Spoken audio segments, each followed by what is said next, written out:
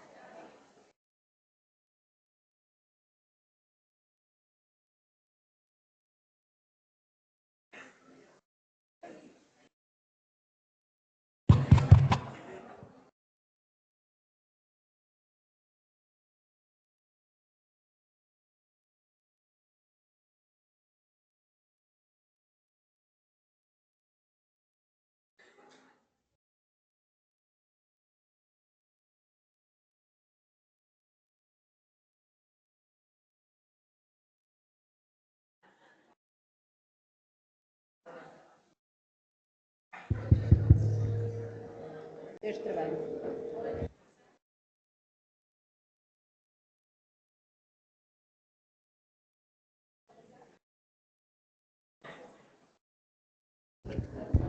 Okay. So, good morning. Oh my God. Good morning. Good morning. Yeah. So, good morning. I want to, we will start now after this very interesting and rich introductory session for this important traditional medicines forum. We will now start the keynote plenary session with representations that somehow in several aspects are addressing global health and the role of Chinese medicine in global health. Global health, as the name refers, refers to a globalization of health approaches. And when we want globalization, and globalization means some harmonization about all over the world, of course, we have to recognize that there are several approaches and models for health management across the multiple regions in the world. These approaches tend to go in the direction of, first of all, prevention of disease, then prediction of disease, then early prediction, I would say, then mitigation, diagnosis and mitigation, and later on the treatment. And the approaches are different all over the world. The goals will be similar. Then for an efficient globalization, it's obvious that the experience and the knowledge, as was referred by our Faculty of Pharmacy Dean, Professor Graça Sobral, we have a lot to learn with all these approaches and all types of, I would say, medicine. Here in Europe, we are more dedicated to conventional medicine, but the openness of science, as Professor João Peixoto was referring, is obviously triggering the need to look at the other approaches, additional approaches, in order to take from each of them the best that it can offer for the sake of a true health globalization system. And it is in this perspective that the Chinese medicine, and I would say traditional Chinese medicine or simply Chinese medicine, plays a very relevant role for its dimension, for its experience, for its duration, because we are talking about a millenary system. That integrated with this one, with the conventional approaches and with other types of medicines, if it's applicable, will for sure enrich and be a big benefit for everybody, for all systems, and it will have to be in multiple directions, from conventional to each type of medicine, and now from conventional to traditional medicine, Chinese medicine, because that's what this forum is about, and traditional Chinese medicine to conventional medicine. And that's what this session will be about. It will be about somehow addressing in the first presentation the assessment of the contribution of traditional Chinese medicine on global health. So it's really the topic of this topic, and it will be provided by Professor Wang Kui. He is from a professor of Beijing Chinese Medicine University, and belongs to the Chinese Academy of Engineering. Then, obviously that now also very much requested by the conventional medicine approaches, the evidence for efficacy, for safety of any type of approach, a medicine, whatever, a technology, whatever comes, is fundamental. No more we can approve and consider as taken for granted that a new approach will be used without having been at least at conventional here at European, the American, and other regions. So the proof for efficacy, first of all, for safety, and then even some assessments of efficiency will be fundamental. And obviously that this is, again, a good dialogue with the Chinese systems, because when we want the Chinese system to somehow be also incorporated in the global system, all these rules will have also to be fulfilled. So it's a kind of several ways approaches and situations. And then we will have, and that's why Professor Gordon Henry Guyot, who is Professor of Medicine in McMaster University in Canada, and is a member of the Royal Society of Canada. Forgive me if you have another position, but you will clarify that. So he will talk about exactly this, the evidence-based study of medicines. And finally, we will have the practical approach, and the practical approach with the science on the table. So maybe putting together all the aspects that have been addressed in the first two presentations, and it will be given by Professor Zhu Weifeng from Jiangxi University of Chinese Medicine, director, by the way, and she will address the research on a dietary and health functions of Pluraria radix, which fit very well with this idea of prevention, because the food is very important for that, but also then the role on medicinal utilization. So it's my pleasure to give the floor to the first speaker, Professor Wong Qi, who will make his presentation on assessment of the contribution of traditional Chinese medicine to global health. Thank you.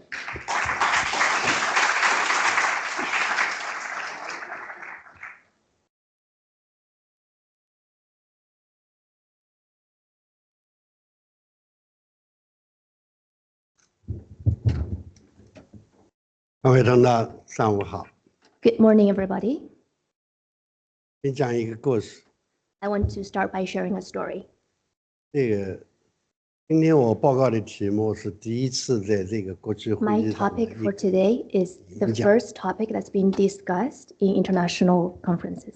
这个演讲的题目是中医药在全球人类健康上做了什么事情，有什么贡献，你有什么证据来说明这些事实呢？ My topic is regarding discussing the contribution of Chinese traditional medicine in the global health. 这个故事是去年在柳一刀发了一篇文章，说中医药治疗脑卒中是阴性的结果。结果呢，有些人就说中医药是没有效的。 So the story starts with there's an article in latex research, and the article said the negative outcome from Chinese traditional medicine. So the conclusion was Chinese traditional medicine has no impact. 其实，在医学上来说，阴性结果也不是指中医药才有，阳性结果、阴性结果两种医学都同时有这样的现象。 So this is not negative outcome, not only applicable to Chinese traditional medicine. In fact, positive and negative outcome can apply to both contemporary and Chinese medicines. 所以呢，我就把这个事情说，我们得有一个回顾性的总结。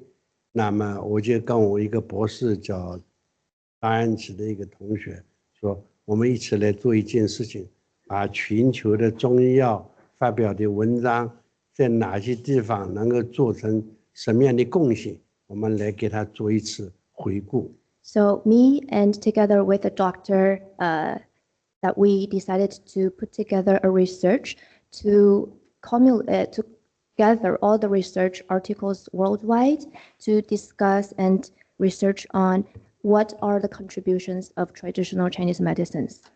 正好呢，朱校长去找我说，我们要开这样一次国际会，那我们就赶着把这个事情打为一次国际上的一个题目，今天来跟大家分享。 And coincidentally, President Zhu shared with me we have this opportunity in this forum. So I'm taking this opportunity to share the findings of our research with everyone. 那么中医药对人类的贡献呢，我还是先从几个故事来讲一下。 When we talk about the contribution of Chinese traditional medicine, I want to start with a few stories.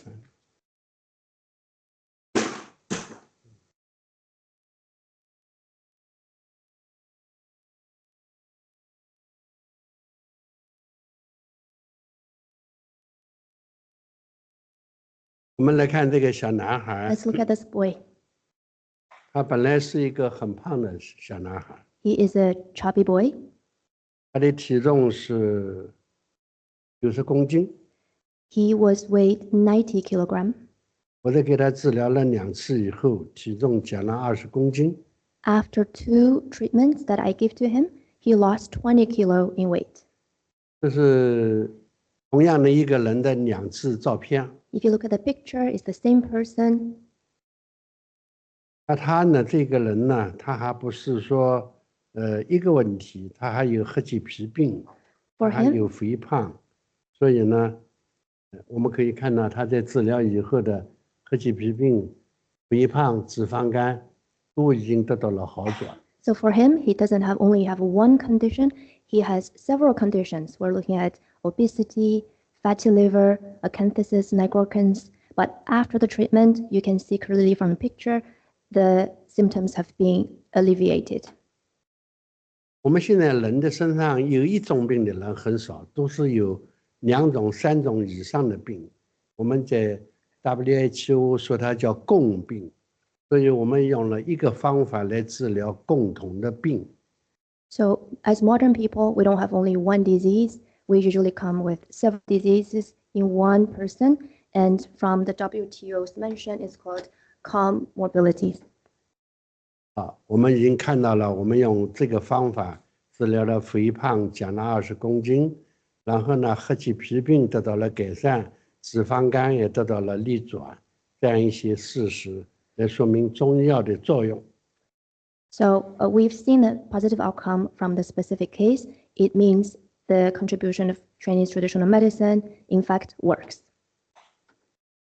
那么我在讲第2个故事，看到这个小女孩脸上长了这些皮损，我们叫它异位性皮炎。Now we're looking at the pictures of a second case. This little girl, on her skin, we're looking at dermatitis. 异位性皮炎的一个重要的问题是有对多种的这种过敏原是产生了过敏的作用。So atopic dermatitis originated from several different allergens. 我们给她治疗了以后，我们大家看到她的皮肤已经长得很好。After the treatment, you can see clearly her skin is treated. 更重要的是，她把我们对牛奶过敏、其他的过敏、几十种过敏，现在都转阴了。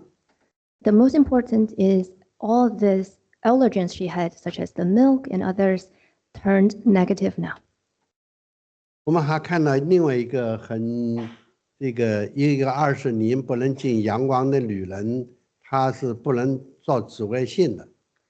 Another case is a woman who, for the past 20 years, cannot be exposed to the sun. 紫外线我们经过了治疗以后，她能够重见阳光，她的皮肤已经不过敏了。After our treatment, she is now being able to be exposed in the sun, and there's no allergic reactions on the skin. 所以这是中医药对于过敏性疾病的一个贡献。So this is the contribution of Chinese traditional medicine to the allergen treatment. 明天下午，我们王继院长会专门做一个关于过敏的中医治疗的一个系统的报告。Tomorrow afternoon, our Professor Wang is going to give a specific seminar regarding the specific allergic treatment tomorrow afternoon. 那么我们在做第3个人的一个举例说明，这个人是一个肥胖，然后呢没精子，然后不能生孩子，然后睾酮也很低。Now we're looking at the third case. So this patient has issues with the obesity and cannot have children and very low testosterone. 这个病人经过了治疗以后说，他是最精准的一个方法，结果他的精子也上来了，睾酮也上来了，然后他肥胖也在治了。After the treatment, he is now able to have children, and there's an increase in testosterone, and the obesity problem is managed as well. 我要讲的故事很多，但是时间的问题，我就讲3个方面。我想说的是用事实来说明中医药对人类的贡献，它是一个巨大的贡献。I have many examples, but we have limited time. In all, I wanted to emphasize that Chinese traditional medicine has an important, essential contribution to humans' health. 那么我们对全球的贡献通过什么来说明呢？ So the question is, how do we show the Chinese traditional medicine's contribution to the global health? 那么我们最好的方法是证据，也就是用剂量的方法来对所有中医药发表在 SCI 的文章。做一次统计，来说明他们在什么杂志上发了文章，是一个什么样的结果。The best way to prove the contribution is through evidence. So we have compiled a bibliometric approach to show what contributions Chinese medicine have contributed to the health. 那么我们在各个系统的干预的情况，以及我们的临床治疗得到了一个什么结局呢？ So what are the outcomes from research and the clinical outcomes? 在全球公共卫生上，中医药做了什么样的事情？ What things has been done? 我们可以看到，我们中医药在世界国际刊物上发表了13万多篇的文章。 We can tell the publications worldwide have a number over 134,000 articles being published internationally. 那么超过影响因子10的文章有4598篇。 The high impact factor articles has existed 4,598 articles. 那么中医药它是要解决临床问题，所以它的临床文献呢占了73.97%。 For Chinese traditional medicine, we want to solve clinical issues, and those articles has 73% that focus on clinical discussions.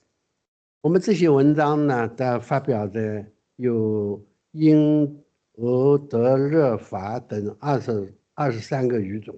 Those articles were publicated in 23 different languages: English, Chinese, Russian, German, Japanese, French, and etc.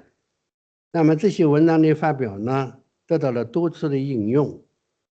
And those articles were implemented in practice. 而且在这些杂志的发表呢，主要是集中在这个很多的前10名的这些杂志，包括《新英格兰》，包括《柳叶刀》，包括这个《自然》更多的呢是肿瘤杂志，比如说肿瘤的年鉴临床肿瘤血液肿瘤很多的杂志发表了中医药的这些文章。 The articles have been published in multiple journals such as Lancet, New England, and as well as oncology-related journals. 我们可以看到这些中医药的高质量的影响文章发表了这么多的次数，统计出来这样的一些引用的频率。 We can tell those articles are highly influential and have been cited many, many times. 这些文章的规模和广度是很广泛的，比如说我们在9大系统疾病当中，超过了13万篇论文，吸引了150多个国家的数十万名的学者的参与。 As you can see, the scale and reach globally of articles are fundamental. There are over 130,000 articles being published, over 9 different verticals of the research, and multiple countries and thousands of scholars have participated. 我们产生了1400多篇高质量的论文，而且呢，分布在肿瘤、神经系统、呼吸系统等等的领域。这些领域呢，是在临床中应用的最多的领域。 There are over 1,400 articles with high impact, especially in neural system diseases, respiratory system diseases. 我们可以看到，这个在信息图脑与靶向治疗的杂志上发表的关于黄体肝的一些文章，可以对于心力衰竭的这些治疗的作用。在《自然》的医学杂志上发表的关于岐黄芪葶离子强心的这样一些安慰剂的对照的一些疗效。 We can also see the contribution of Chinese medicine in the area of cardiovascular diseases. Those are 2 examples of articles being published. 我们还可以看到，我们在中药治疗临床性的失眠，包括中药的这些小分子形成混解血凝胶以治疗神经性皮炎的这些文章。那么这些文章呢，都在各个领域的不同学科领域表现了他们的疗效。This slide shows the contributions in articles that talk about the neurological diseases. You can see very specific Chinese treatments that has targeted specific diseases and made contributions. 这是发表在美国国会医学会的关于新冠肺炎中医药治疗肺炎出现的独特的治疗优势，形成的系统全周期的诊疗方案。And this is the research that's being published in JAMA journal that has demonstrated a systematic and comprehensive treatment plan covering the entire cycle. 这一组的报告是指的是关于我们一个精灵花的一个氢感颗粒剂的一个降低了感染性的疾病风险，以及我们清肺排毒汤治疗一个新病肺炎的或是解毒方的不同的患者起到的一些重要的作用，包括静脉注射。This is a contribution that demonstrates one, the Jing in Qing Gan Kuli, that's contribution to reduce the diseases, and as well as the Qing Fei Hai Du Tan as a ingredient, as a method to cure the mild or mid or severe patients at different stages of the disease. 这里我们可以看到的这个多中心的一份接受也是清肺解毒汤的，它治疗至少少于3天患者的孕育死亡率的明显降低了50%。This is demonstrating after applying Qingfei Jiedu Tan, after 3 days, the death rate has decreased significantly 50%. 这些都是关于中医对人呼吸道疾病的贡献。Those examples are contributions of traditional Chinese medicine to respiratory system diseases. 这一组也是关于这个在美国医学杂志的一个关于这一个凝脂方面的，还有一个中草药对于这个提取的这些能够抗感染、提高免疫应答反应的一项研究。这项研究表明了他们在抗感染以及在免疫调节方面的一个重要的作用。This is also related to respiratory system diseases. This is an article published in JAMA journal, which talk about the 2 ingredients, Yunzhi as well as Ku Bai Ti. The essence of those 2 Chinese traditional medicine have shown significant contributions to managing the inflammation and immune system. 这个里头是讲的是一个褐皮素是一种有效的中药存统作用。那么这个作用的话呢，我们可以看到它的除了抗新冠之外，以及新冠引起的严重的肾功能衰竭的治疗。This slide talks about a Chinese medicine called Shen Pi Su.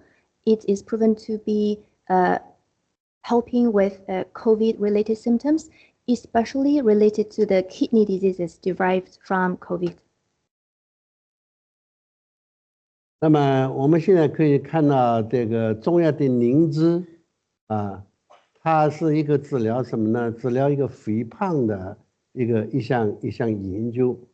这项研究表明了它的肠道菌群的一种改善肠道菌群引起的这个肥胖引起的对于这个检测为什么能够通过凝脂的这个作用能够达到减肥的作用。On this slide, it shows that the Chinese medicine Lingzhi is able to combat obesity, particularly related to the gut microbiota. 我们还可以看到这个在刘一刀这个杂志上发表的一篇文章，就是针灸治疗关节疼痛和关节功能改善的这些治疗的研究。This is a Lancet report that shows acupuncture therapy has significant contributions to joints and the treatment. 这是关于骨科方面的一个治疗。This is related to the orthopedic treatments. 我们再看它对皮肤科疾病的治疗。Now we're looking at contributions to dermatologists. 这项研究表明了关于我们皮肤病的靶向治疗能够具有局部给药副作用小的这样一个独特的优势。We can find the delivery of Chinese traditional medicine has advantages such as a targeted, effective, localized application to skins. 那么我们可以看到，它这个对激素的替代为特应性皮炎提供安全有效的这些补充方法。这些方法呢，它也是一种在皮肤病方面的一个治疗的贡献。Chinese medicine is also an effective complementary therapy treatment for atopic dermatitis. 那么，关于肿瘤方面呢，也是在这个信息传导和这个靶向治疗的一个药物，就是营养火里面提取了一种成分，这种成分呢能改善呢对于细胞的这个自噬，能够通过这种调节免疫，达到了一个，因为阴阳花在中医里头是一个壮阳补肾的药物，它是一个强壮的药物，能够通过它呢来改善关于肿瘤的一个化疗的化合物，它是一个很有效的一个辅助性的作用。This slide we talk about the contribution of Chinese medicine to oncological diseases. For instance, the Yin Yang Hua is a substance that can moderate the immune system. In traditional Chinese medicine, believes it is strong and it makes you strong. The substance, this compound, is proven to be effective to oncological diseases. 那么这是在美国医学杂志发表的关于治疗女性失禁啦，关于多囊卵巢的一个针灸的治疗的改善啦，这些文章。And the slide mentions about women's health through treatment in acupuncture and Chinese medicine. 这是绿科宁酱发布的关于这个治疗冷疮恶阻一个随机的对照。这个对照呢，就是比单用纯的应用某一种药物的治疗的效果是更加明显的有它的优势。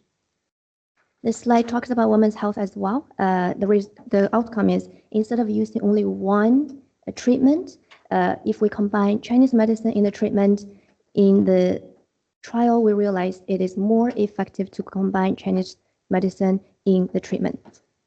这个是在妇科方面的贡献。This is related to to women's health.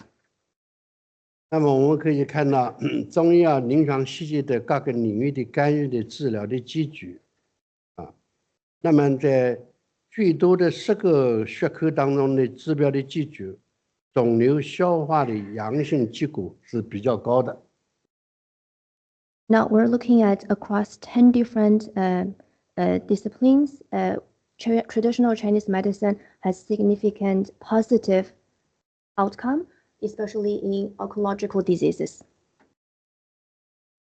那么我们可以这么说中医药在有些研究当中可能会出现阴性结果。它为什么会出现这些阴性结果呢？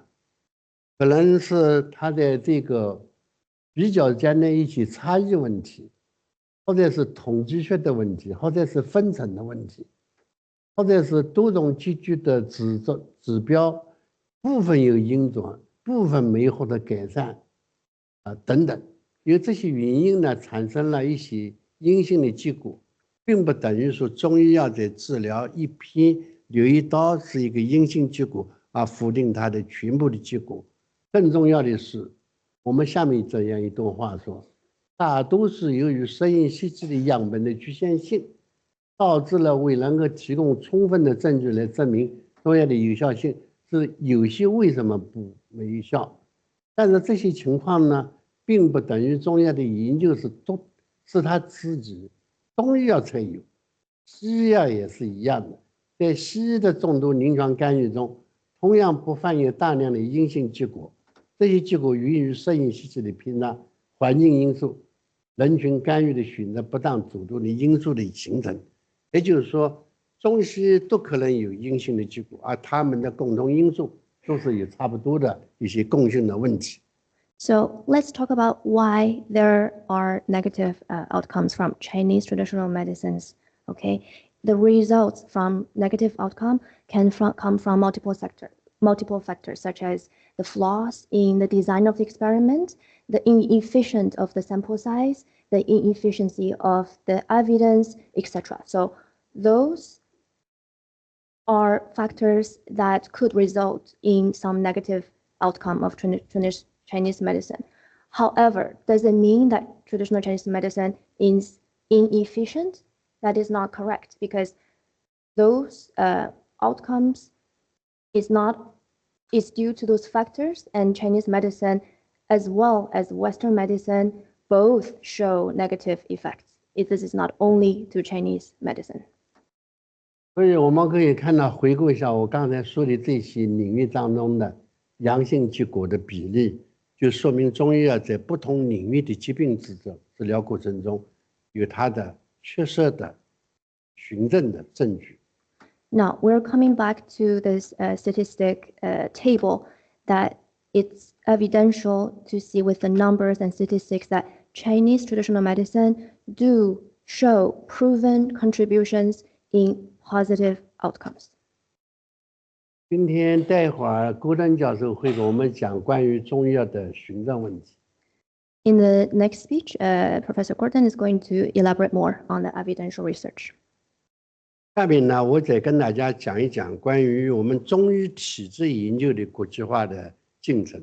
Now, I would like to talk about the internationalization process of traditional Chinese medicine constitution theory research. 不久前，我在2024年的世界传统大会上，我讲了一个重要的题目，是关于体制在人类疾病共性疾病当中提出了一个重要的科学命题，就是体制是关于疾病的共同土壤。我们通过调节体制，可以改善调控共病的治疗路径的防治策略。Now, this is a topic that I brought up in the 2024 World Conference of Traditional Chinese Medicine, that constitution theory and identifications can indeed provide fundamental theories for treating diseases. 那么这是我们在东盟工程技术，刚才我们跟黄局在一起说，我们工程院跟东盟工程与技术学院，多少年来一直举办关于中医药的论坛啊。We were just mentioning with my colleague that we have hosted several forums and seminars with Association of Southeast Asia Nations. 最近我发表了一篇关于数字化的中医现代价值的文章。And I have publicated a article regarding the digitalization of Chinese traditional medicine.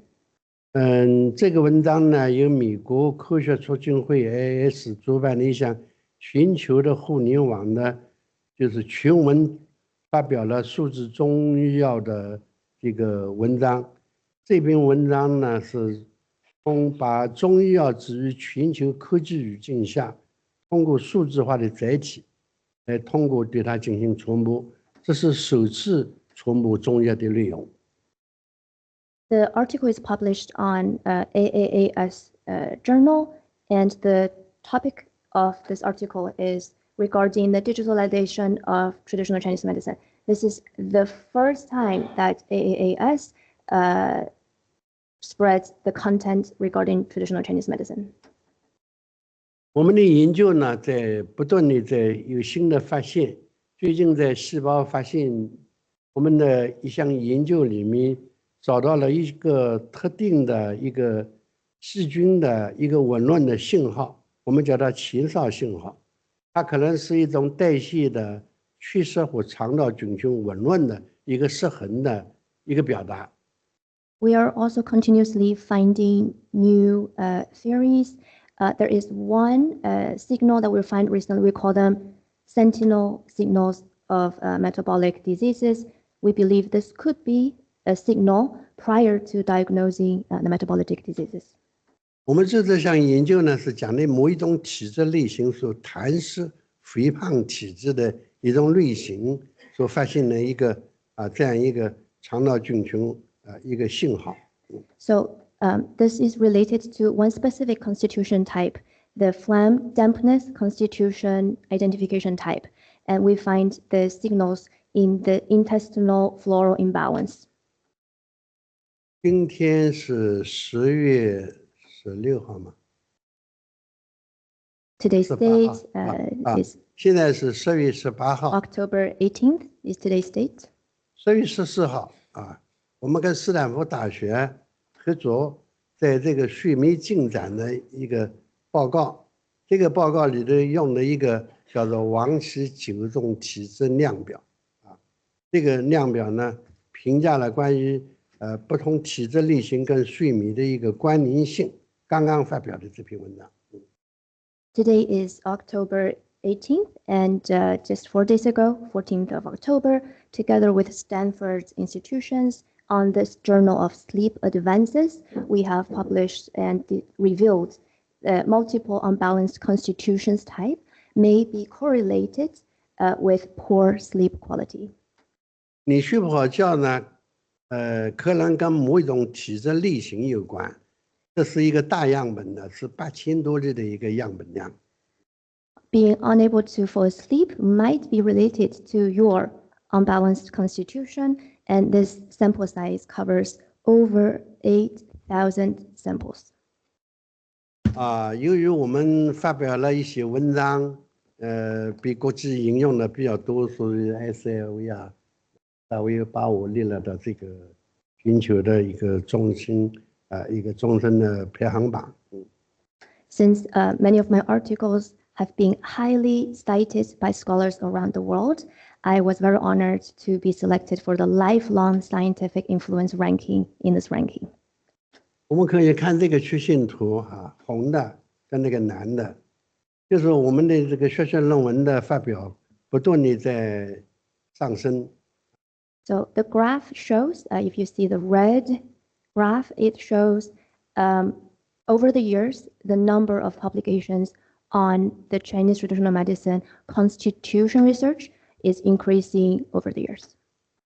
我想告诉大家一个事情，就是说，我们现在全球主要的在研究人的病，一个病一个病，消化系统疾病、血液系统疾病、呼吸系统疾病、肿瘤疾病。我的研究呢是研究人。就是这个人这一类的人为什么容易得这一类的病？所以呢，用我的话说呢，从研究人的病到研究病的人。So to summarize up, the existing researchers mainly focus on study the diseases. Diseases about respiratory diseases, diseases on digestions, etc. However, my research focuses not only on the diseases, I focus on study the individuals. 那么这项研究的话呢，全球呢已经发生了重大的变化。我们可以看到呢，细细的20个学科从2012年到现在，我们的文献已经翻了3倍。The study that I focus on has tripled since 2012. It covers over 20 different fields. 所以我们的研究的作者呢，已经涉及到国际的多个国家、多个领域的一些方方面面的一些国际的学者的高度的观念。The researchers in this field has spread it over different countries, and a good number of researchers are involved. 这里是292个的学术机构的共同在国际发表的文章，说明我们的研究呢，已经从我们自己的研究扩散到世界的研究，已经变成了多个国家的国际的一个研究的一个内容。This slide shows this research started as our own singular research, now has spread it worldwide. Currently, we have around 292 academic institutions who are researching on this topic. 所以呢，我们想着今天在这儿做报告，也希望群体的这个各个国家的学者引起一个重要的重视，就是我们研究人的个体差异性，不完全是研究病的一个单独的病的一个来龙去脉，而是我们人类每个个体坐在这儿的每个人，你的基因、你的个体的差异，每个人都是不一样的。So I would like to call you all's attention in this forum that instead of only focusing on researching on the diseases themselves, I call upon your attention to focus on individuals' differences, genetics, human differences. 所以说，这样一些研究呢，大家越来越感到这个事情的重要性。就像我刚才第一个故事讲的，就是这个人过敏了，我们没有去治过敏源，我们把这个过敏人给他治好了，他就过敏就消失了。难道这个事情不引起我们的重视吗？ Just as my first example, instead of treating the allergens themselves, I treated the allergic person. So this person is cured. Isn't this a topic that we all need to pay more attention to? 看到我们这个增长的数字吧，国际期刊原来是3个，2012年到20多个，到了2017年42个，到2025年，到我们现在我来做报告之前是83个，说明我们的期刊文章在不断的上升。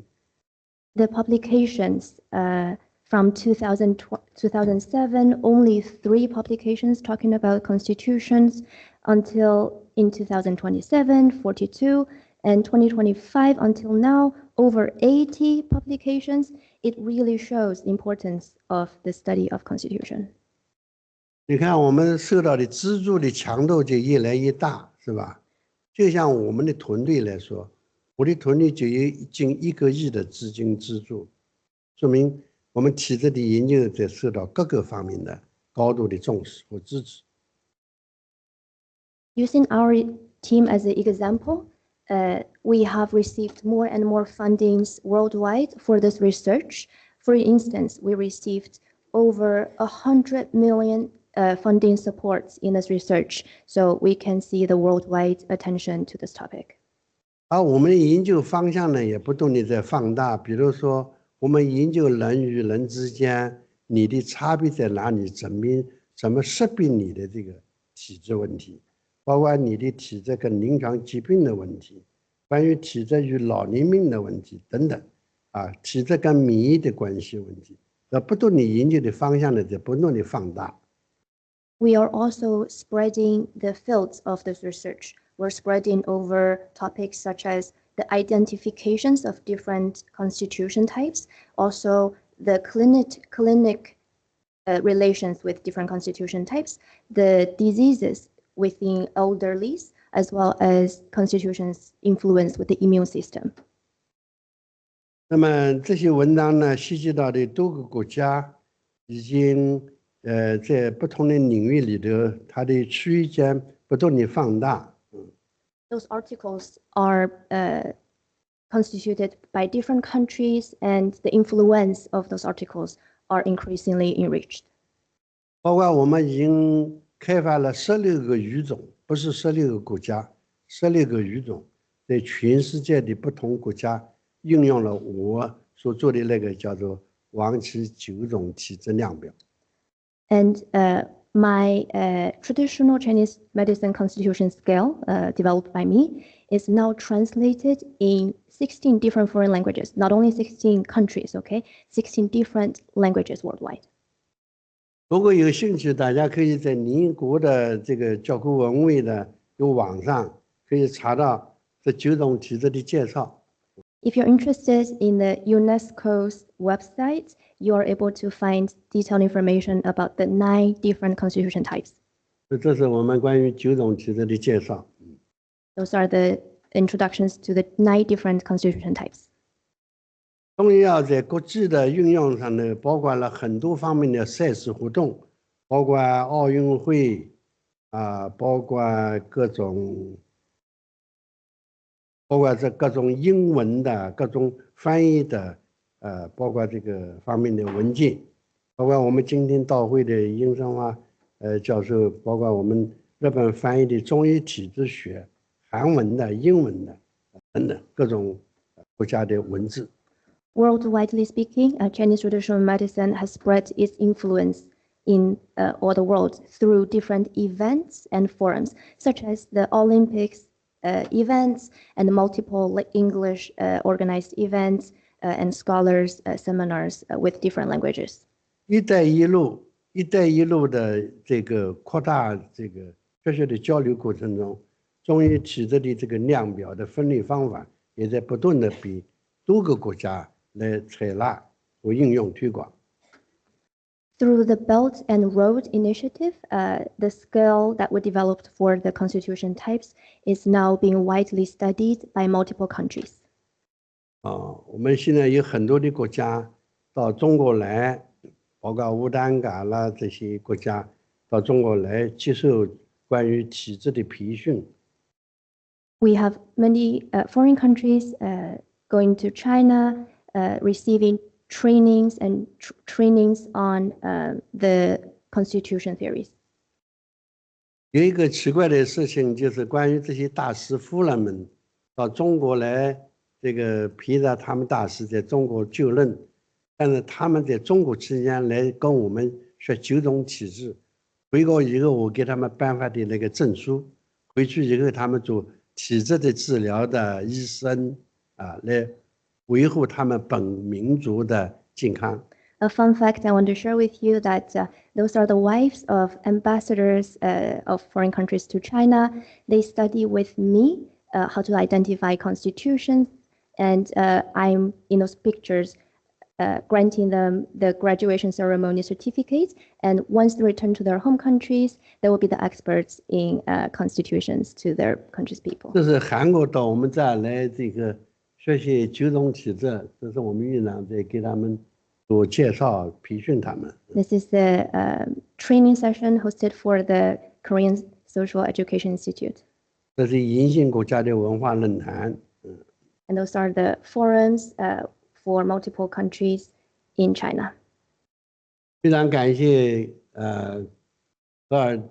戈登教授给我们做了一个很好的评价。他认为开创了中医体质学的现代框架，建立了国家分类，是将中医方法列入到公共卫生服务。 I want to say thank you to Professor Gordon. He has given high praises to the theory we developed. He cited him. This is a pioneer of modern framework of traditional Chinese medicine constitution theory. It is a landmark for bringing traditional Chinese medicine methodology in public health domains. 所以他提出来创造寻证证据的这些研究的问题，非常的。 Multiple scholars have endorsed us as well. 这也是王小凡院士。哈佛大学、康奈尔大学也认为中医体质是生命科学的重要组成部分，是有利于全球健康的一项重要的研究。 And Harvard and Cornell universities also commented and praised that traditional Chinese medicine is an important part of life sciences that will bring benefit for global public health. 所以我们成立了中医体质的世界中医联合会，以及世界中医联合会的过敏疾病2个会议的这个重要的一个研究的一个学术团体。 Therefore, we have developed two committees. One is the Global Constitutional Committee. Another one is Allergic Diseases Special Committees.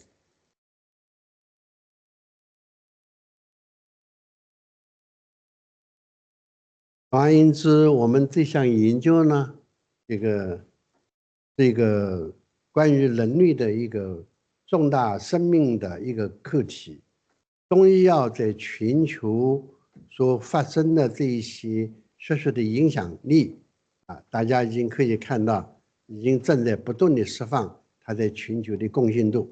All in all, traditional Chinese medicine is proven to be a very important, essential topic to contribute to the human's health, and you can see its influence globally.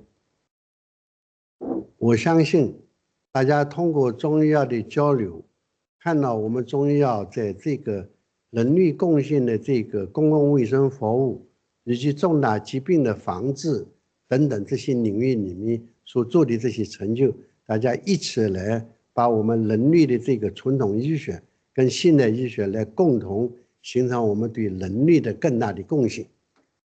I want to share that through the exchanges and communications between all of us, especially looking at the contribution traditional Chinese medicine has to prevention of severe diseases and treatment of the diseases, that we should combine traditional Chinese methodologies and modern Chinese methodologies to better the humankind, better the health for the public.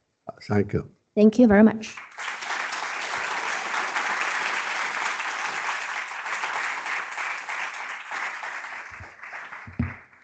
Many thanks, Professor Von Key, for your very comprehensive presentation addressing either the multiple advantages and aspects of the Chinese medicine, as well as the complementary aspects that could benefit so much global health in many perspectives. And you gave also the introduction also to the skills of Professor Gordon Guyot, and therefore I would invite you, Professor Gordon, for your presentation to look at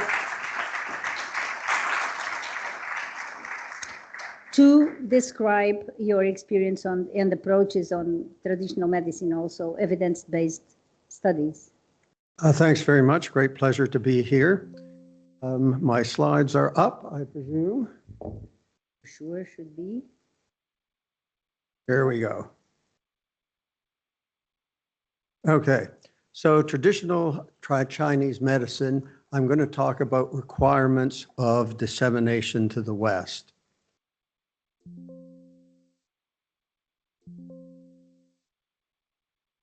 My slides are not changing the way they should.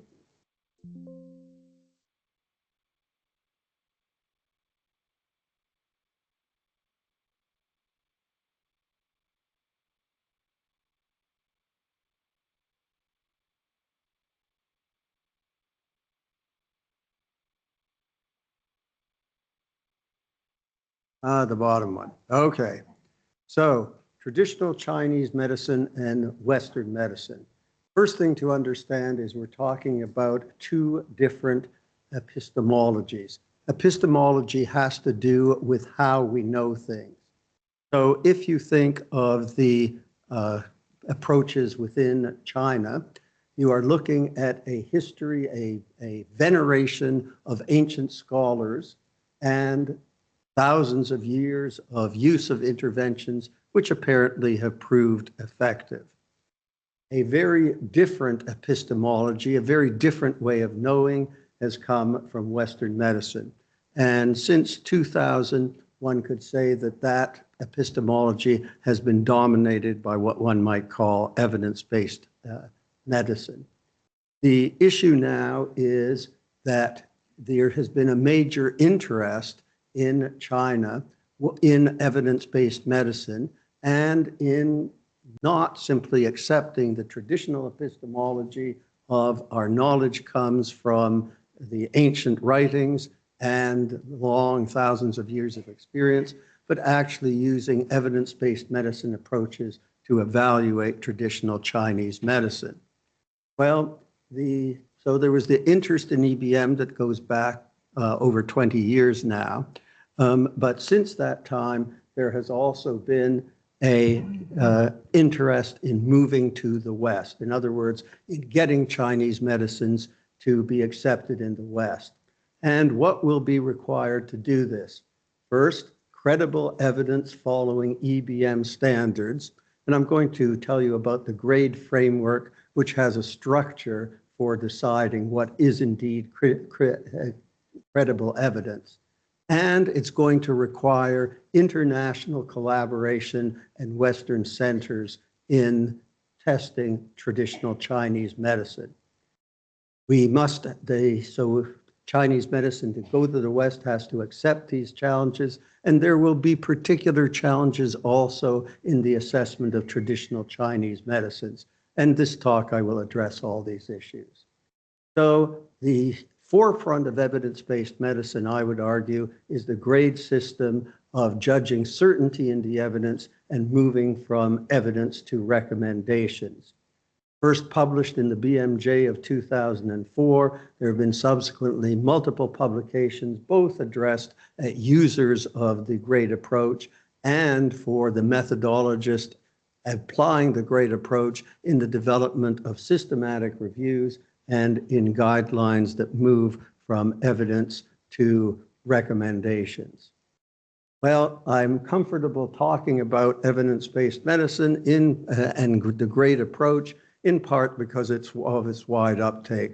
Over 120 organizations worldwide have adopted the grade approach. They include very prestigious ones like the World Health Organization and the Cochrane Collaboration, as well as facilities, as well as organizations like UpToDate, which is the leading resource for clinicians worldwide and has over 10,000 graded recommendations. So what is the process that grade suggests for deciding in the quality or certainty of evidence? Well, on the right side of this slide, you see the 4 categories: high, moderate, low, and very low certainty or quality of evidence. Randomized trials start as high certainty or quality of evidence, but they may not end up that way. Issues of risk of bias, lack of concealment, blinding, and loss to follow-up, issues of inconsistent results across studies, issues of imprecision, wide confidence intervals, and indirectness. The people you're interested in are different from the people who were studied, and finally, publication bias. Excuse me.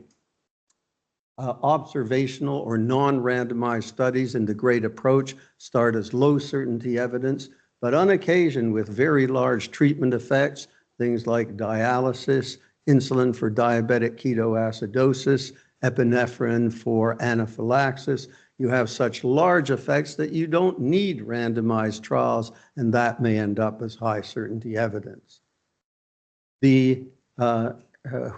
I'm going to now move to what is necessary, having described the grade approach, and what emerges from the grade approach. That is what is going to decide what is considered credible, and it's clear that it's going to require randomized trials. So how should the randomized trials be organized? Well, you need experienced trialists. You need to develop method centers that can conduct such trials, building teams that have statisticians, people to run the databases, data managers. You're going to need adequate sample size. So adequate power avoids biases that are related with small sample size. Randomization is intended to balance the prognosis in intervention and control groups, and large sample size is necessary to be confident. You also want the results generalized, and the results will be generalized much better if you have multi-center trials. And as we will see when I give one of the examples of what has happened, you not only need experts to make it credible, you need methodological randomized trials experts from the West, and you also need Western centers to participate. What else? You need to choose the right clinical question. You need it sufficiently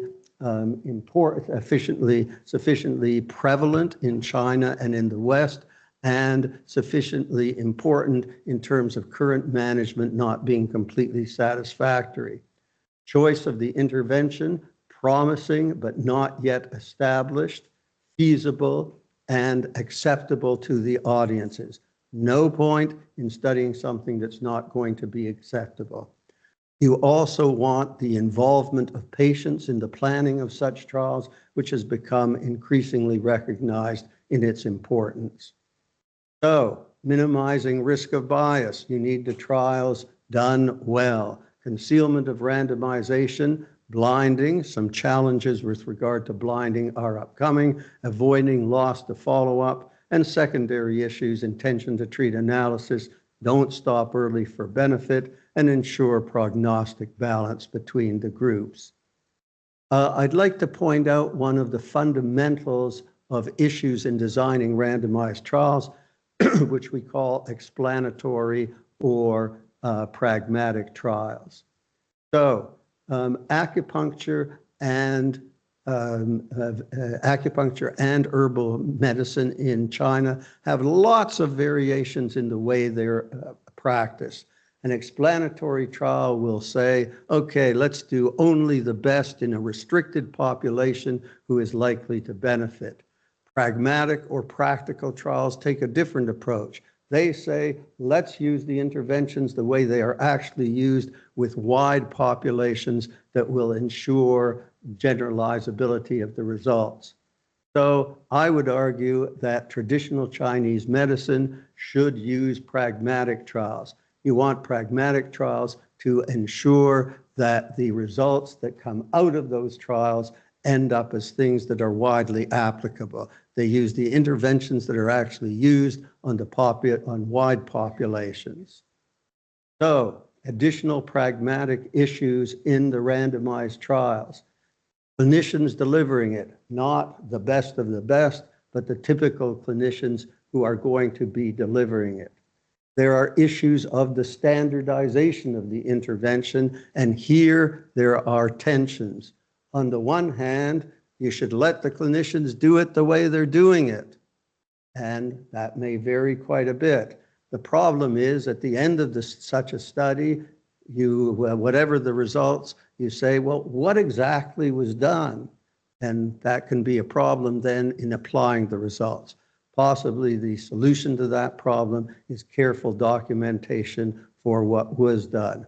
In terms of pragmatic outcomes, you want the outcomes that are important to patients over a duration of time that patients will feel that it's worthwhile, that the effect continues for a reasonable amount of time.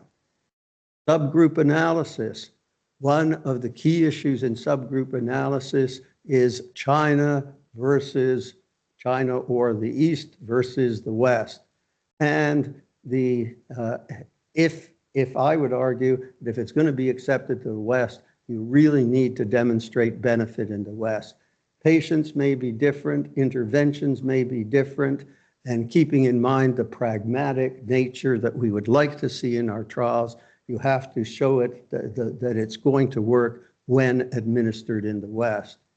Considers a small number of other subgroups, patient severity, co-interventions, the skill of the practitioner, but the major thing was going to be demonstrate that it works the same way in the West as it does in China. So, challenges in traditional Chinese medicine trials. There are specific challenges. One is that in the West, we think of diseases. In Chinese medicine, you have syndromes, and they're really quite different ways of looking at it. If it's going to be credible in the West, it has to follow Western disease labels. On the other hand, the syndromic approaches, perhaps if the intervention is targeted, as Chinese medicine would often do to particular syndromes, if you ignore that, you may not get the benefits that you otherwise would. So it might be any solution to that. To be credible in the West, you have to organize by diseases. On the other hand, you could do subgroup analysis to see whether it works differently according to Chinese syndromes. Other challenges, relationship with the patient. Chinese medicine describes relationships with the patient in terms of establishing trust and working closely with the patient. Okay, is that always done in the West? No, I don't think so. So the question is, do you need it? Do you need that relationship aspect? How important is it? The other challenges that are particular to acupuncture trials, choice of full specification of the intervention, acupoint location, technique. Bigger effects tend to be with larger numbers and more frequent administration of the acupuncture, more needles, and so on. So you have these issues of how exactly you administer the acupuncture when there are wide variations. Acupuncture challenges further the experience of the acupuncturist, conflicting evidence how important that experience is. Personalization. The traditional Chinese medicine, much of it is very personalized. How do you build that into a clinical trial situation? And patient expectations. There's evidence that the more enthusiastic the patients are, the bigger the effects are. How do you consider that? Acupuncture, perhaps the biggest challenge after all that, is sham acupuncture. So we are worried that in our randomized trials, if acupuncture is administered against a standard of care, is it really the acupuncture they're making difference, or is it placebo effects? Big challenges. There have been many types of sham. The sham some of the sham seems to be more effective in blinding than other. And there's another problem. There is a suggestion that when you use the best blinding, acupuncturist that just moves from the particular location, for instance, that may actually have some effect. And if that is the case, you're going to diminish the apparent effect of acupuncture because your placebo acupuncture is actually having some effect. So quite a few challenges as far as that's concerned. With respect to herbal medicine, the specific challenges there. Traditionally, herbal medicine in China is given in ways that are individualized. The preparation preparation of the herbs is very specific, and it evolves as the treatment goes along. Modification as the condition, as the treatment progresses. Well, how do you build that into a clinical trial? And how do you build it particularly in a clinical trial in the West? Again, a challenge. And as you'll see in the example trials, it has not been, people have abandoned that individualized approach. So one example trial, no established pharmacological treatments for acute spontaneous intracerebral hemorrhage. You have a Chinese herbal preparation, which is very widely used in China for intracerebral hemorrhage. Meta-analysis of 9 Chinese trials suggests major benefit, relative risk reduction of close to 50%. Looks great, but not bought in the West. The West says, you've got to show it in our trials the way we run trials. So they did it. Major involvement, and they did a lot of things right. Major involvement of highly credible Western trials group, large sample size, over 1,600 patients. The preparation was prepared in China, but no individualization, no variation, just one preparation. Randomization was likely concealed. Patients were effectively blinded. Other people blinded. Less than 2% lost to follow-up. All the things, low risk of bias trial. Looks good. However, the results were not what people were hoping for. Death rates were actually a little bit higher with the Chinese herbal medicine. Death or disability, no difference, and some side effects with the Chinese herbal medicine. Well, the authors conclude, the authors said they had conclusive evidence of lack of efficacy, hitherto, up to now, used in China for treatment, and they say it's useless. The conclusion is actually, I think, a little bit too strong. It ignores the prior evidence. I told you the prior evidence suggested benefit, but there's a problem there. One message that the West might get, Chinese trials show benefit. When we do it properly, no benefit at all. Therefore, we can't trust the Chinese trials. that might come out of it. Other critiques have focused on the population chosen.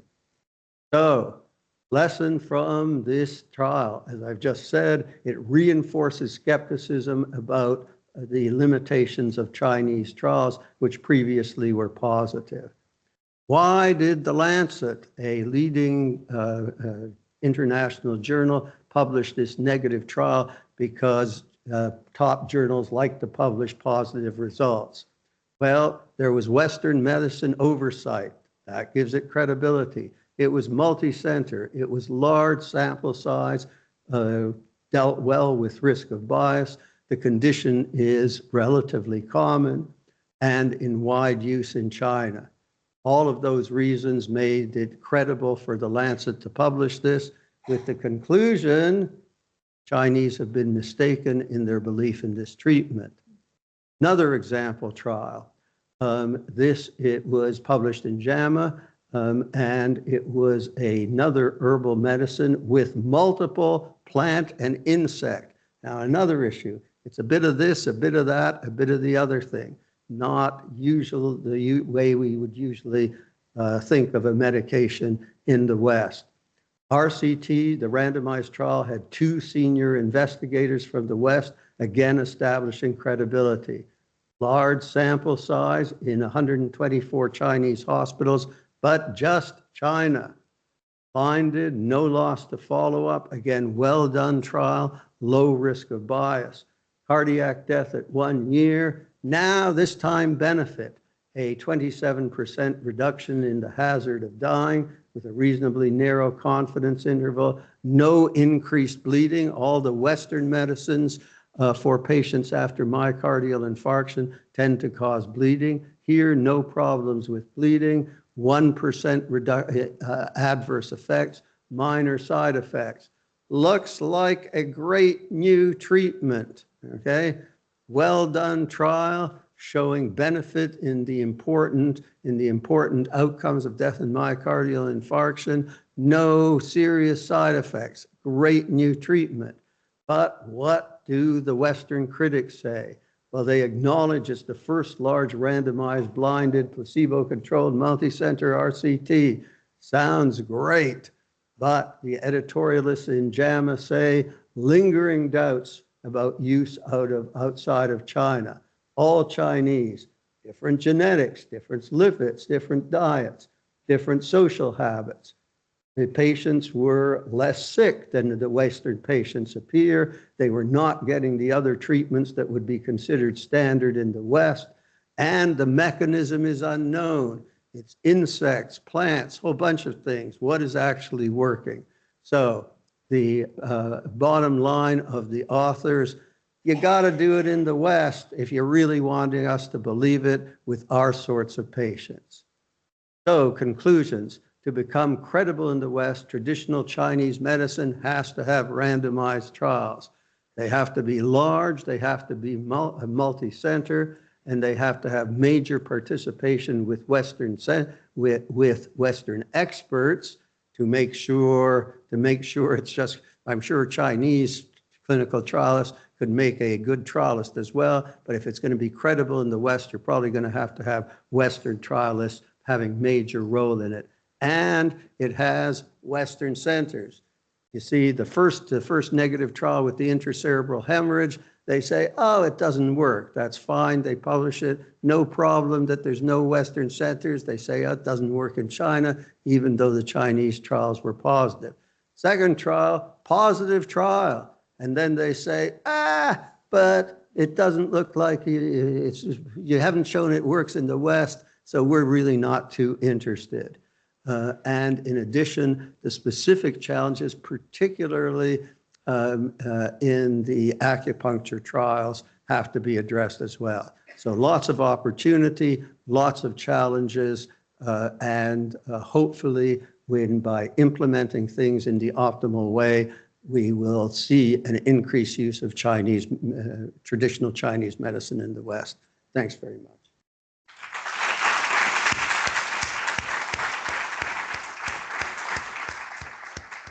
Thank you, Professor Gordon. It was quite elucidative, I would say. and you made a fantastic bridge between both worlds. I would say that I'm not sure that this issue of the second trial would not be treated for another conventional medicine if the evidence was coming from abroad of, let's say, Western. It's not the Chinese traditional medicine or whatever. If we have something in Europe, it should not be approved only based on information with that medicine, very well conducted trials that come from abroad and not European population has been treated, or American or whatever. So maybe this last point is common to not only Chinese medicine. Yeah, could be, yeah. Other points are very well taken. Thank you so much, very elucidative. And now, last but not least, we will have Professor Zhu Weifeng from Jiangxi University of Chinese Medicine, giving us an insight of one research, pure research, I think, yeah, area with the Puraria radix. Thank you.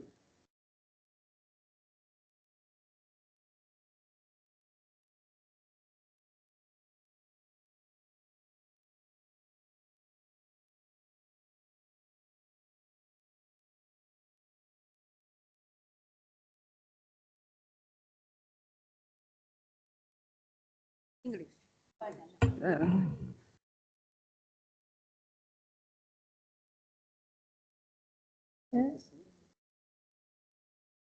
PT.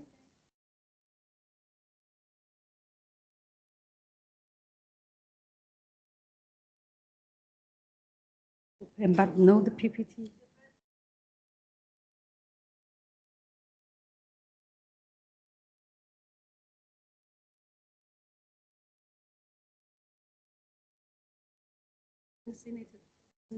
No. Wait a minute.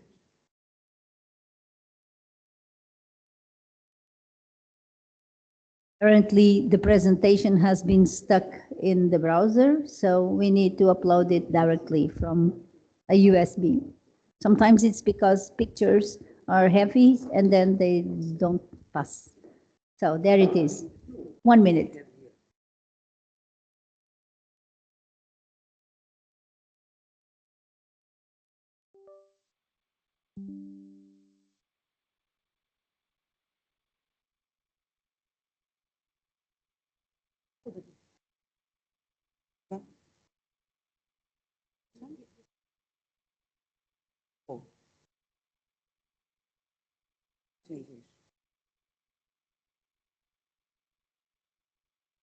Camera.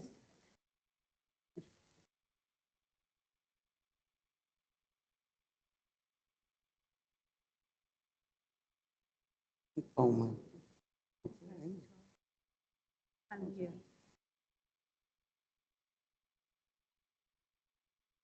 Okay. Doesn't work. Can see here. Yes. Hmm? Oh dear.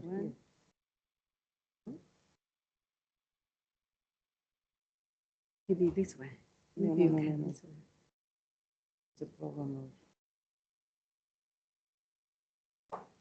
of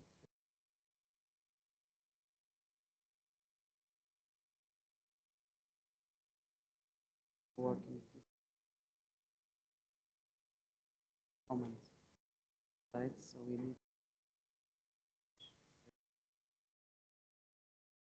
No. Problem here with my passing. Ace.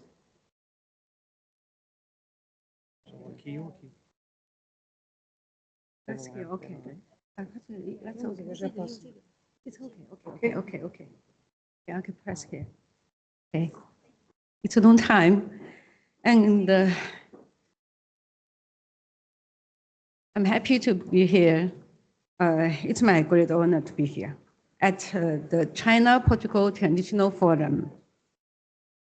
I will present our work on research on the mechanism of puerile radix based on ancient wisdom.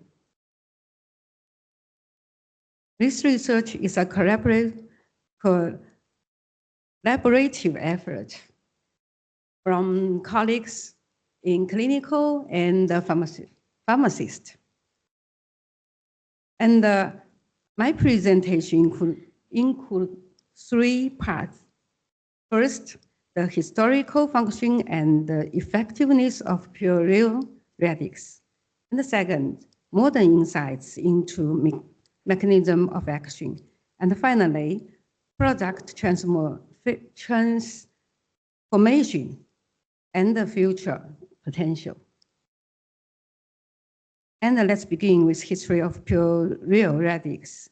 The use of puerile radics goes back to 146 BC, where it was its long history, and where it was so valued that a special official titled Zhang Ge was appointed for its management.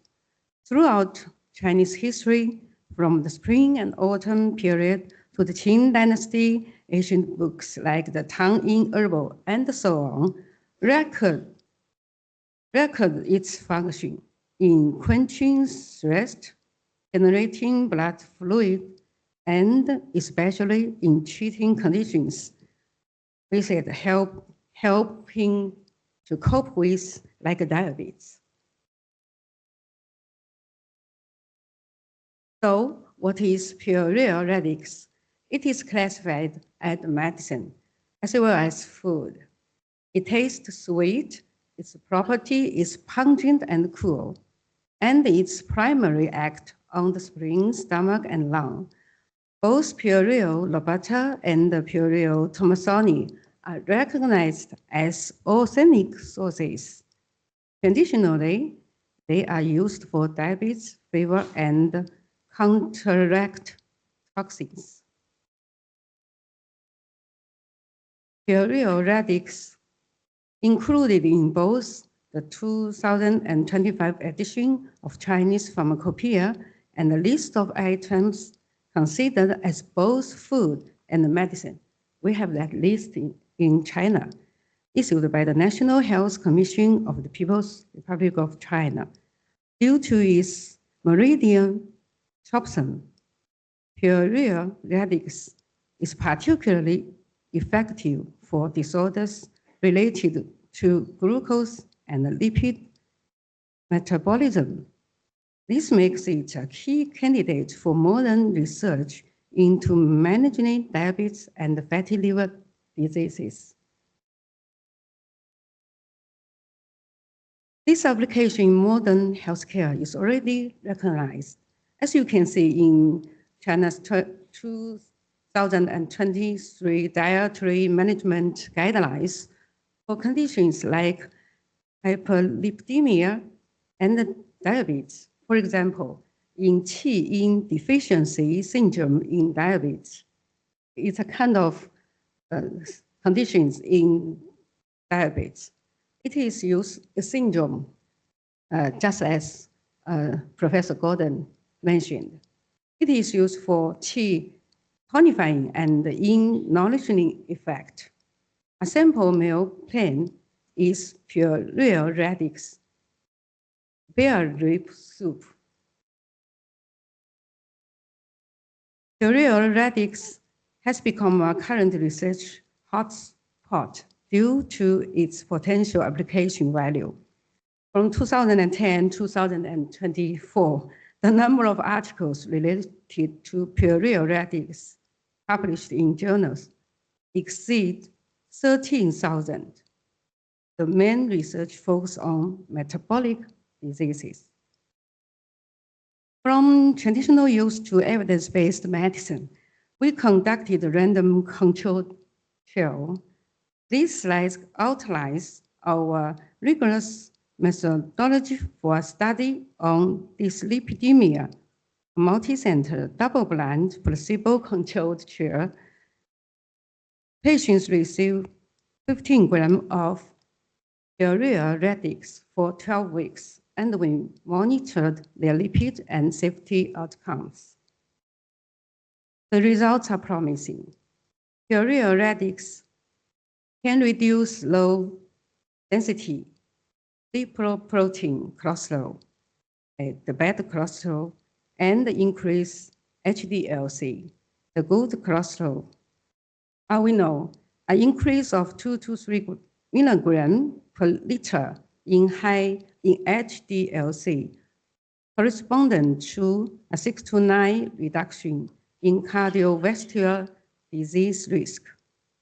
Subgroup analysis shows this effect is particularly strong in females, patients over 50, and non-drinkers. We also conducted an RCT for type 2 diabetes. In this study, 100 patients were randomized to receive this single-center test, either pureal radix or placebo. We observed glycate, hemoglobin, blood glucose, lipid levels, and the quality of life scales.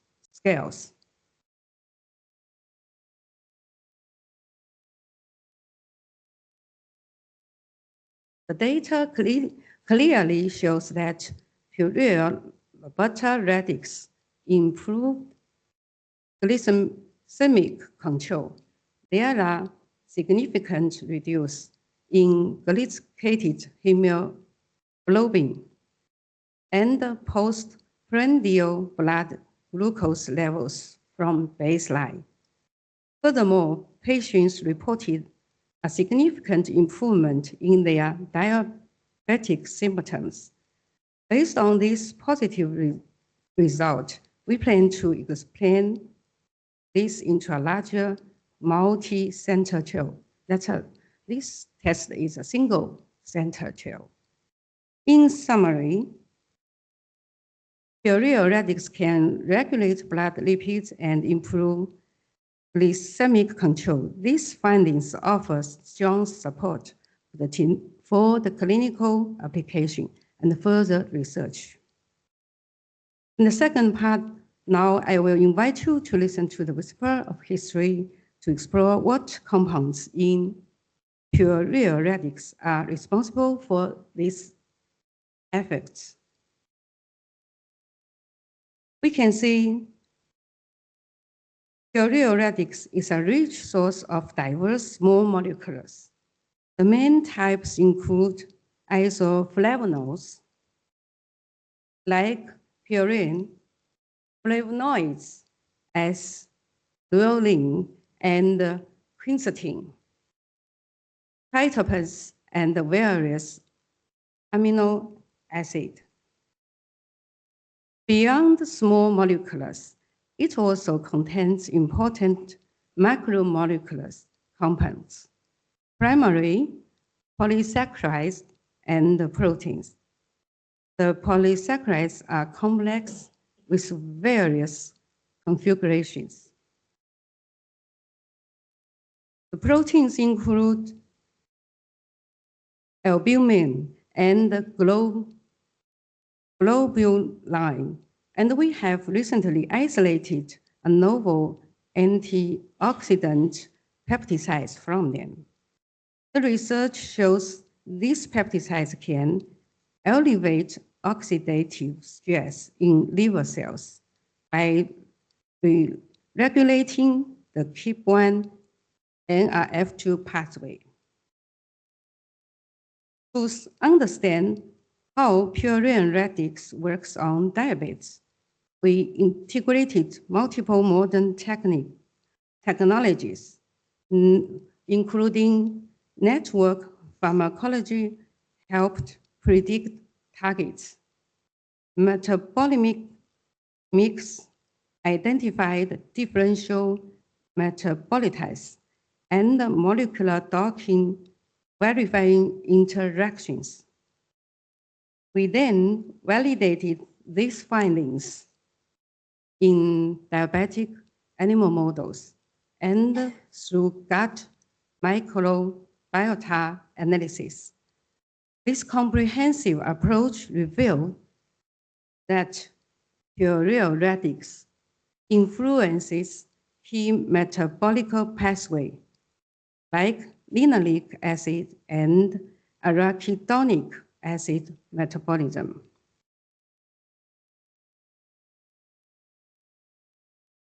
Let's focus on fatty liver disease. The studies show that puryl polysaccharides can significantly reduce liver injury and steatosis in NAFLD and AFLD mice. That's animal test. They lower their biomarkers like ALT, AST, and inflammatory factors.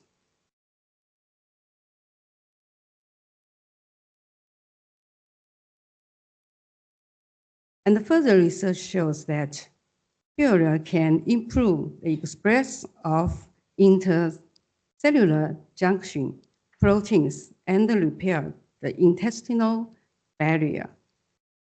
The core mechanism of puryl polysaccharides is to simultaneously regulate the NF-κB inflammatory signaling pathway and the NADPH oxidate signaling pathway.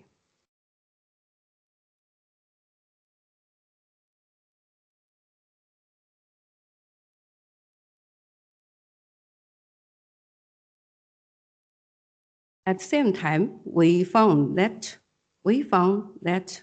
puryl polysaccharides can reduce harmful bacteria, increase beneficial bacteria, and regulate the balance of the intestinal flora.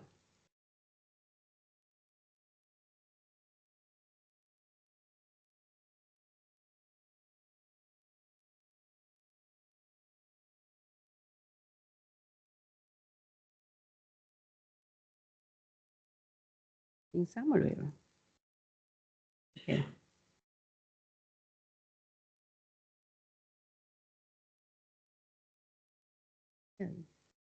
Yeah. But this is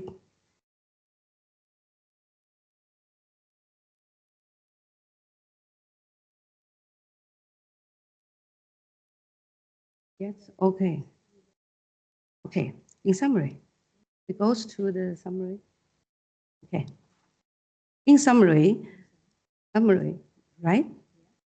Puryl radix contains a wide array of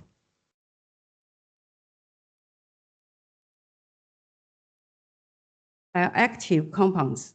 The research demonstrates its efficacy in type 2 diabetes, fatty liver, and dyslipidemia through multiple mechanisms, including modulate inflammation, oxidative stress, gut microbiota, and the key metabolic signal pathway.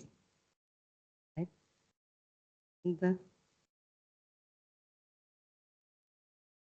And the final part of my talk, new chapter in product transformation.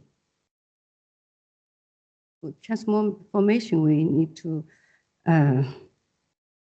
design product. We are committed to a green circular economy for puryl radix resources. This has involved sustainable planting and deep processing. We develop innovative TCM raw materials, new resource food and health products. Even the non-medical parts and residues are fully utilized for animal feed, biofertilizer, and mushroom cultivation, and cosmetic ingredients. This model provides I can say it's a replicable solution for enhancing the quality and the efficiency of the TCM industry. And a significant milestone is the establishment of China's first agriculture industrial standard for DUS testing of pureal species. The guideline fills a critical gap in the quality control system for Chinese medicinal plants and ensures the consistency and authenticity of pureal validities.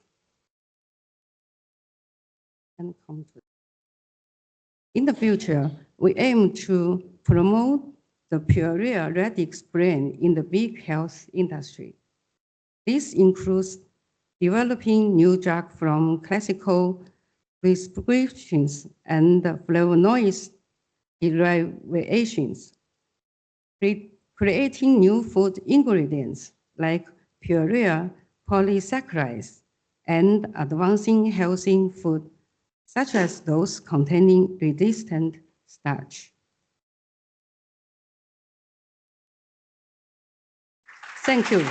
Thank you for your attention.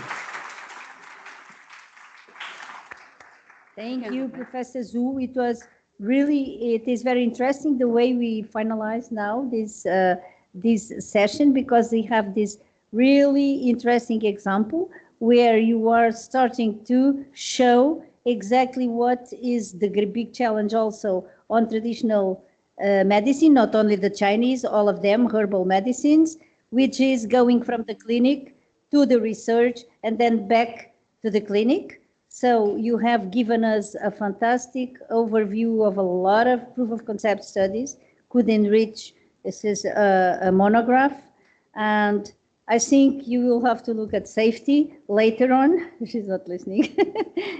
No, don't worry. I'm just making the summary by highlighting that you have shown us the proof of concept, how the clinical and the traditional use is really then moving. So this reflects how traditional medicines based on herbals are done. You start with the clinical experience, you go to the research and to the lab for the proof of concept. Of course, you will need a bit of safety, start thinking about the safety also. So to fulfill the gaps, and a very interesting aspect that I would then suggest just to think before leaving is this aspect on how you are wanting to promote the green development by using all parts of the plant, so taking the profit of everything, so going from agricultural to the food to the let's say animal use or whatever, or even other agricultural tools and medicine development at the same time. So that's really what we are here discussing all the time, even in this faculty, in other areas, which is using all sub-products of the works to avoid as much as possible residues and trash and so on. So that's a very good example, very comprehensive. Thank you so much. So I think that we are time for lunch, right? So we could start now opening questions, but you could ask for questions during coffee breaks to the speakers. So you should approach them, because I think soup is getting cold. And you are now, so it's time for lunch. And we will come back at, I don't know what time is this.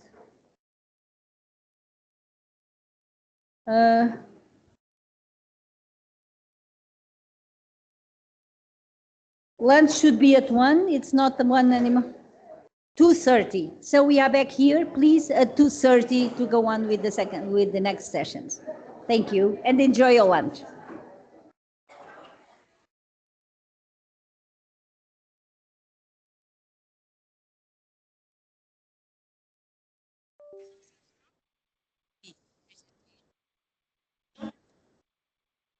Yeah.